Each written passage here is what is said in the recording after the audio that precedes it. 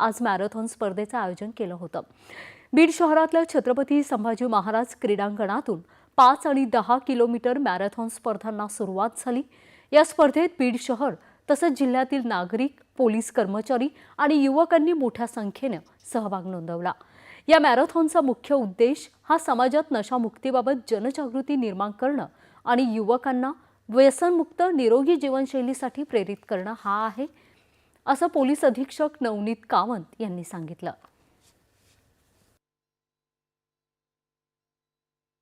हे जो आहे नशामुक्तीच्या बाबतीत पोलीस एक भाग आहे, सोसायटी दुसरा भाग आहे। सोसायटी आज एवढ्या प्रमाणात आम्हाला प्रतिसाद दिलेला आहे, तो नक्की सोसायटी आणि पोलीस मिळून याच्यामध्ये आपण बीडला नशामुक्त करू।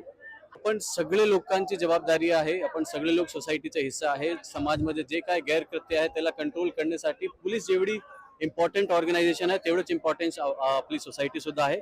सोसायटीने आम्हाला त्याच्यामध्ये सहभाग दिला, आम्हाला माहिती दिली, तर आम्ही नक्की त्यामध्ये अजून आणखी पॉझिटिव्ह रिझल्ट आणू। या कार्यक्रम असा आहे की तुम्ही मॅरेथॉन द्वारा बाकी लोकांना संदेश देण्यासाठी आणि तुम्ही पोलीससाठी आणि समाजासाठी एक मेसेंजर म्हणून काम करण्यासाठी मॅरेथॉन आहे। आणि त्यासोबत यामध्ये तुम्ही आता बघितलं असेल तर किती नवीन पिढी आणि किती तरुण वर्ग यामध्ये बसते तुम्हाला माहित आहे।